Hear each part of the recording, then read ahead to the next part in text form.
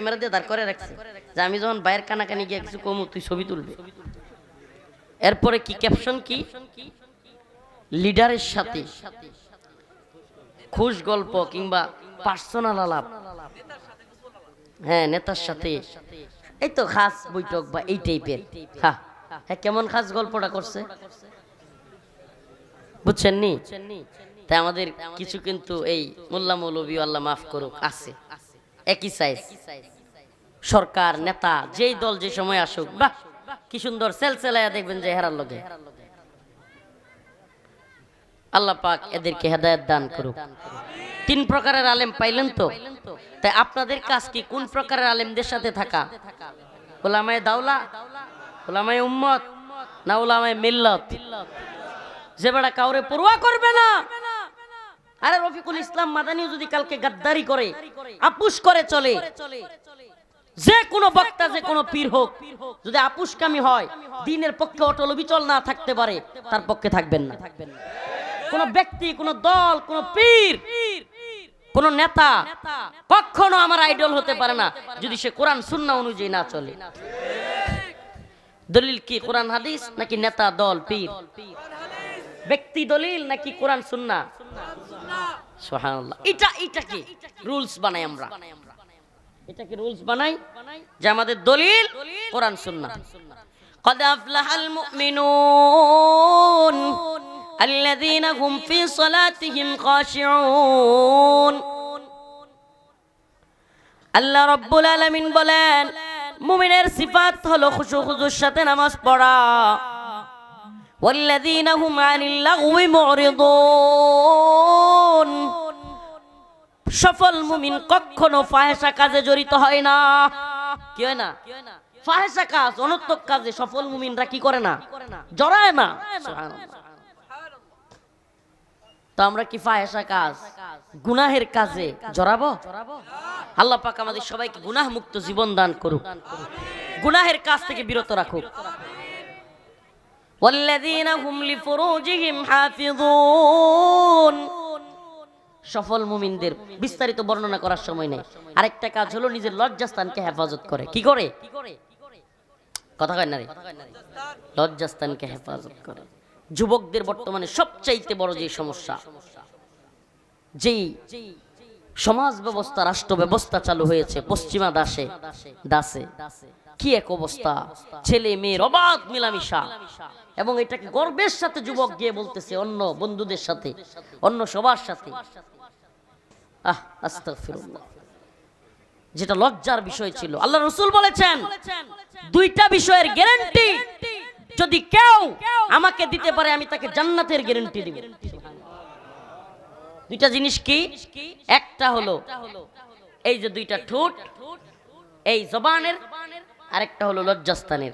এই দুই জায়গার গ্যারান্টি যদি কোনো ব্যক্তি আমাকে দেয়, রাসূল বলেন আমি তাকে জান্নাতের গ্যারান্টি দিব। তাইলে এই দুই জায়গার গ্যারান্টি আমরা দিব তো? আমার মুখ দিয়ে অন্য ভাইয়ের উপর জুলুম করব না তো?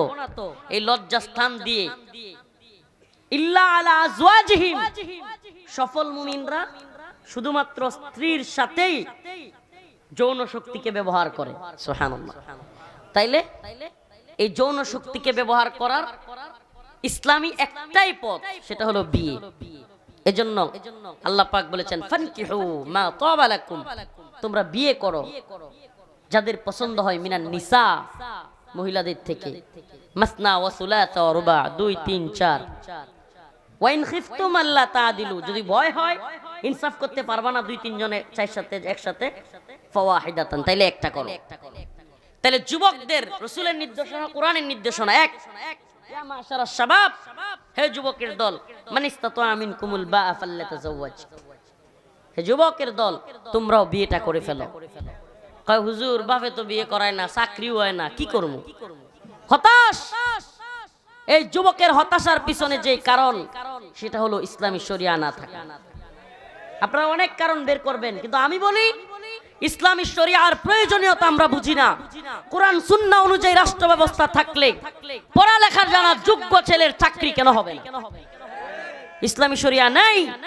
আজকে দালাল বাটপাররা মামা খালুর মাধ্যমে 15-20 লাখ টাকা দিয়ে চাকরি পাচ্ছে, অযোগ্যের দল চাকরি পাচ্ছে।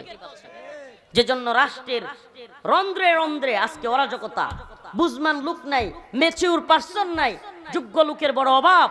আরে কত বড় ডিপার্টমেন্টে চাকরি করে, যায় কথা বলবেন মনে হইব যে 2 মিনিট কথা বলার রুচি তো এর সাথে নাই। এত ডিপার্টমেন্টে এত বড় এতে চাকরি করে, কিন্তু কথা বললে মনে হবে কি ও 5 মিনিট কথা বলার যোগ্যতাই নাই। এটা মানুষের সাথে কিভাবে ব্যবহার করতে হয়, কিভাবে কথা বলতে হয় এটাই জানে না, অথচ বসে আছে। তো এটা কেন হচ্ছে? ইসলামী শরিয়া না থাকা।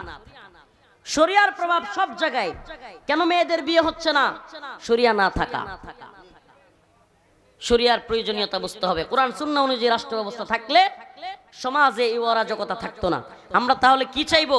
হে প্রিয় যুবক ভাইরা, আমরা নামাজ পড়বো এবং কোরআন সুন্নাহ অনুযায়ী রাষ্ট্র ব্যবস্থা অর্থাৎ ইসলামী শরিয়া চাইবো তো ইনশাআল্লাহ? কথা কয় না? চাইবো তো?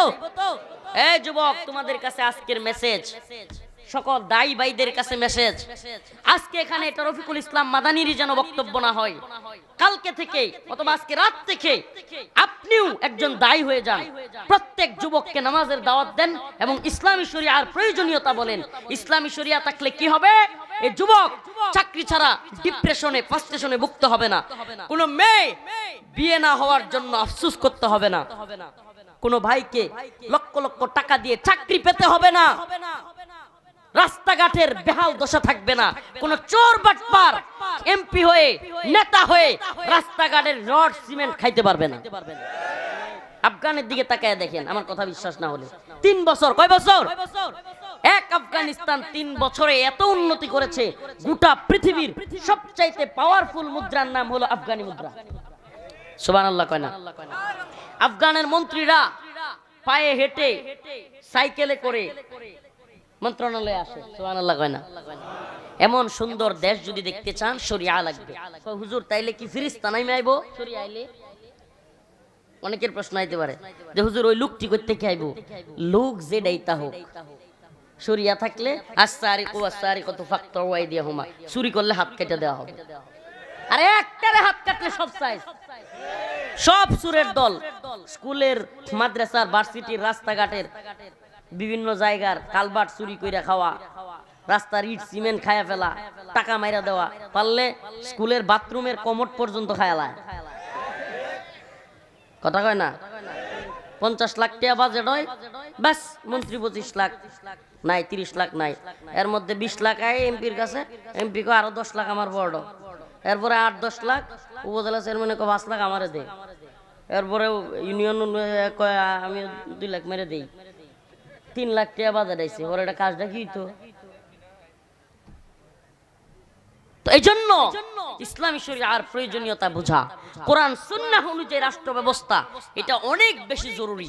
এটা দায়ীদের বুঝতে হবে, এটা সাধারণ জনগণকে বুঝতে হবে।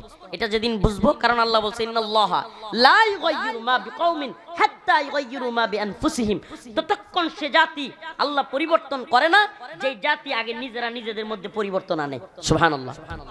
আপনি, আমি, আমরা সম্মিলিতভাবে, শুধু ছাত্ররা নয়, জেনারেল শিক্ষিত না নয়, আলেমরা, বক্তারা, মুফতিরা, সব সেক্টরে, শিক্ষকরা, উকিলরা, সাংবাদিকরা সবাই মিলে চাইছে বলেই আল্লাহ পাক হাসিনার পতন ঘটাইছে কি ঘটায় নাই? আমরা অনেকে বিশ্বাসই করি না হাসিনা যাবে, আল্লাহ ঘটাইছে কি ঘটায় নাই? কারণ আমরা চাইছি, আমরা পরিবর্তন আগে নিজেরা হইছি, হাসিনার লাগবো না, বাস আল্লাহ পরিবর্তন করে দিছে। দিছে কি দেয় নাই? এইভাবে আমরা যদি শরিয়া চাই, আল্লাহ পাক শরিয়াও আমাদেরকে দিবেন ইনশাআল্লাহ। ওয়া আখিরু দাওয়ানা আনিল হামদুলিল্লাহি রাব্বিল আলামিন। আসসালামু আলাইকুম ওয়া রাহমাতুল্লাহি ওয়া বারাকাতুহু।